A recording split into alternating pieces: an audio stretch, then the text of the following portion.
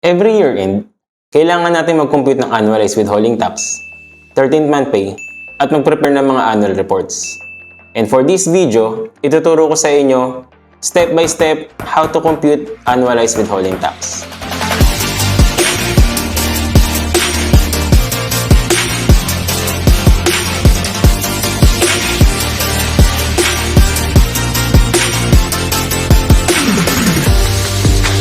Kung bago ka sa channel na to, ako nga pala si Carl.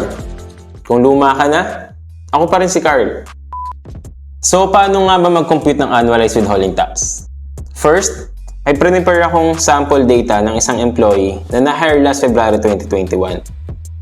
May mga non-taxable earnings, taxable earnings, government contributions, and taxes withheld. So, identify na natin yung mga data ng employee for the whole year. Pwede na natin computein kung may payable tax ba sa employee or may refund na sa BIR. Kailangan kunin yung total gross or lahat ng income ng employee for the whole year. Second, kailangan kunin yung statutory deductions. Third, total 13th month. Fourth, yung mga other non-taxable earnings ng employee. Then, ililist natin lahat ng statutory, 13th month, and non-taxable earnings ng employee sa total gross para makuha yung net taxable for the whole year. Gamit si net taxable, malalaman na natin kung saang bracket pumasok si employee sa annual tax table. Ilalagay natin yung unang range sa part na to. Then, ililist yung unang range sa net taxable para makuha natin kung magkano pa ba yung excess na taxable ni employee. Kukunin natin yung range galing sa annual tax table ni BIR. I-multiply sa excess na taxable ni employee para makuha natin yung tax due. Kukunin yung fixed tax sa annual tax table.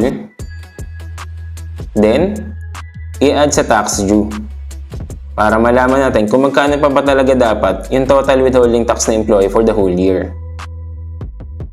Kunin natin yung total tax withheld ni employee o yung actual na mga binayad niya sa BIR. Then, ililist sa dapat na withholding tax. Makukuha na natin kung ano yung difference. Kung negative, ibig sabihin may refund pa si employee. Kung positive, ibig sabihin may payable pa siya. O sa sample natin, may 538.75 na refund si employee sa BIR. So that's it! Very simple and easy.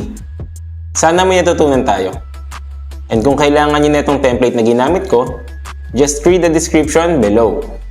For 13th month computation, annual reports preparation, stay tuned and see you on our next videos.